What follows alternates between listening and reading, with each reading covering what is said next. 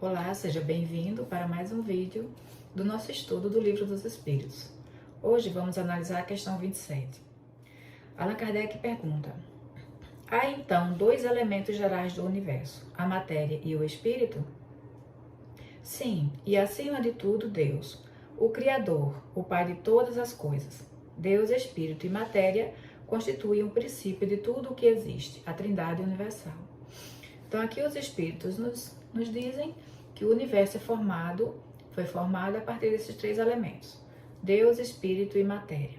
Sendo que Deus é o Criador, Ele é o Pai de todas as coisas. E por isso Ele transcende a tudo que existe no universo, né? Ele vai além. E aí ele continua: mas ao elemento material se tem que juntar o fluido universal, que desempenha o papel de intermediário entre o espírito e a matéria propriamente dita, por demais grosseira para que o espírito possa exercer ação sobre ela. Então, como vimos nas questões anteriores, o espírito ele precisa se unir à matéria para poder atuar sobre ela. Acontece que o espírito é muito sutil e a matéria, como nós a conhecemos, é muito grosseira. Então, não dá para acontecer essa ligação, essa união entre os dois, sem que haja um elemento intermediário. Um elemento que não seja nem tão sutil quanto o espírito, nem tão grosseiro quanto a matéria. E esse elemento é o fluido universal. Eles continuam: embora, de certo ponto de vista, seja lícito classificá-lo como elemento material, ele se distingue deste por propriedades especiais. Então aqui os espíritos nos dizem que o fluido universal, ele é matéria. Ele é considerado matéria. Só que ele é diferente da matéria como nós a conhecemos. A matéria como nós a conhecemos é muito grosseira. Ela é uma matéria muito densa. Enquanto que o fluido universal, ele é fluido. Ele é bem mais sutil, né? Então, ele é diferente da matéria como nós a conhecemos, porque ele possui essa característica especial de ser bem mais etéreo, bem mais sutil. Então, eles continuam: se o fluido universal fosse positivamente matéria, razão não haveria para que também o espírito não o fosse. Ele está dizendo que se a gente considerasse que o fluido fosse matéria, como nós a conhecemos, essa matéria densa, grosseira, seria forçoso admitir que o espírito também seria matéria. Por que ele diz isso? Os espíritos dizem isso porque o fluido ele é muito sutil, ele é tão sutil que ele se aproxima mais do espírito do que de matéria, né? Então, se a gente dissesse que fluido é matéria como nós a conhecemos, como nós entendemos por matéria, teríamos que admitir que espírito também é, né? Porque justamente por isso, por ele ser tão sutil ao ponto de estar mais próximo do espírito, da constituição do espírito, do que da constituição da matéria propriamente dita, grosseira, densa, como nós a conhecemos, né? E aí ele continua: está colocado entre o espírito e a matéria. É fluido, como a matéria é matéria, e suscetível, pelas suas inumeráveis combinações com esta e sob a ação do espírito, de produzir a infinita variedade das coisas, de que apenas conheceis uma parte mínima. Ou seja, esse fluido, ele possibilita, né, junto com a matéria, sob a influência do espírito, é possível gerar uma infinidade de corpos e dos quais a gente só tem uma noção, uma pequena parte. Ou seja, tudo que nós vemos, né, ao nosso redor, tudo que existe no nosso universo e que os nossos 5 sentidos conseguem captar, né, que nós podemos ver, sentir, tocar, cheirar, isso tudo que nossos órgãos de sentidos conseguem captar é apenas uma pequena parte do que existe no universo. Existem coisas até que a ciência, nem a própria ciência ainda detectou. Mas como isso é possível? É possível justamente pelo fato de que a matéria, ela também está em estados que a gente não consegue enxergar, né?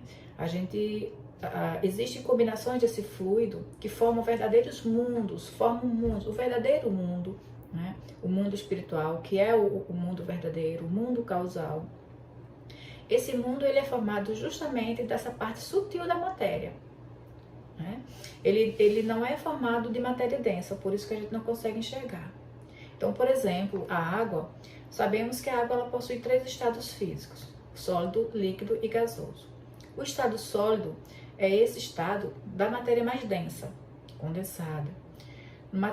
No líquido, a matéria já está um pouco fluida, já é fluida, mas no nível gasoso, a água ela se transforma em vapor ao ponto de que a gente não consegue mais nem enxergar. Então, existem coisas no universo, né, que ela está no estado sólido, está no estado condensado, né, que é o que a gente consegue ver, mas ela também existem coisas que estão em estados físicos que a gente não consegue captar, a gente não consegue enxergar, não consegue perceber.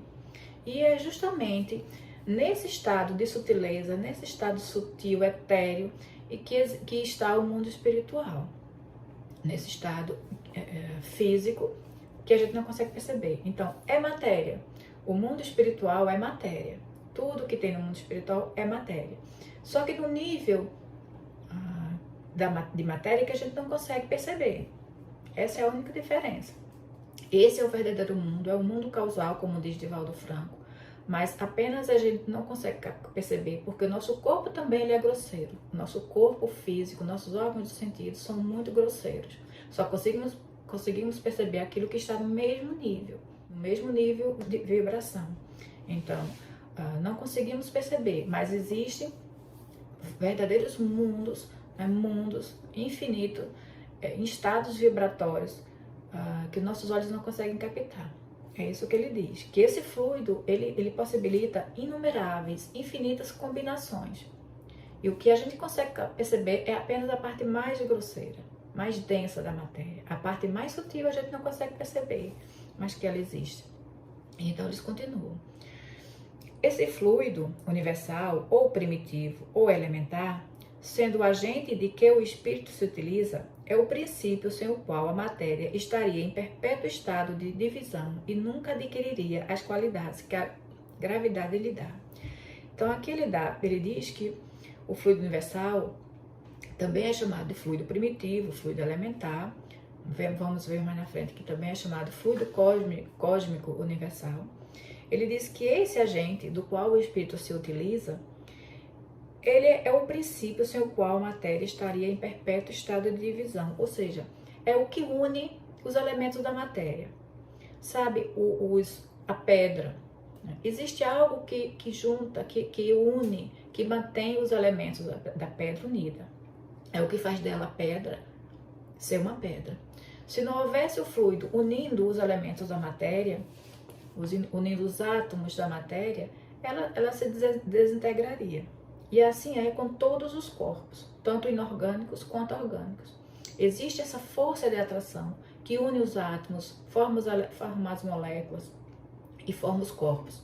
Junta as moléculas e forma os corpos. Essa força de atração que une esses elementos é o fluido cósmico. E sem essa força de atração, sem esse elemento que une a matéria e o espírito, todos os corpos estariam em constante divisão. Não haveria corpos, não haveria nada que pudesse unir esses elementos. Né? É isso que ele fala. E na questão A, Allan Kardec desdobra essa pergunta. Esse fluido será o que designamos pelo nome de eletricidade? Dissemos que ele é suscetível de inúmeras combinações. O que jamais fluido elétrico, fluido magnético, são modificações do fluido universal, que não é, propriamente falando, senão matéria mais perfeita, mais sutil e que se pode considerar independente. Então aqui Allan Kardec quer saber se esse fluido universal do qual os espíritos falam é o que chamamos de eletricidade. E ele diz que, na verdade, a eletricidade é uma dessas combinações do fluido universal. Como vimos, o fluido universal ele possibilita inumeráveis, infinitas combinações que vão gerar outros fluidos, outros corpos materiais. A eletricidade é uma das combinações desse fluido. Esse fluido universal, ele é o primitivo, ele é o original. Ele é a matéria mais perfeita e sutil que existe. A partir daí, tudo é uma combinação desse fluido. Então, ele pode ser considerado independente por isso, porque é ele que dá origem a todas as combinações que vão formar os corpos materiais, os visíveis e os não visíveis. Então era isso. Vamos ainda desdobrar essa questão, mas na frente do livro, Allan Kardec e os Espíritos vão tratar mais especificamente dos fluidos e vamos ter a oportunidade de aprofundar mais esse tema. Por enquanto é isso. Espero todos para o próximo vídeo. Até mais.